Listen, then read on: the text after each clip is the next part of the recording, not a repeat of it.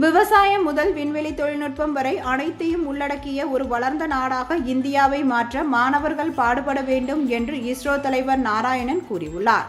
திருச்சி தேசிய தொழில்நுட்ப நிறுவனத்தின் 21வது பட்டமளிப்பு விழா கோல்டன் ஜூபிலி அரங்கில் நடைபெற்றது.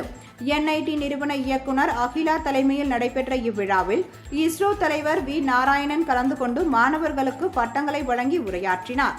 அப்பொழுது திருச்சி தேசிய தொழில்நுட்ப நிறுவனம் இந்தியா முழுவதும் உள்ள உயர்கல்வி நிறுவனங்களுக்கு ஒரு முன்மாதிரியாக திகழ்கிறது என்றும் மிக விருப்பப்படும் தேசிய தொழில்நுட்ப நிறுவனங்களில் ஒன்றாக தொடர்ந்து தரவரிசைப்படுத்தப்படுவதாகவும் கூறினார்.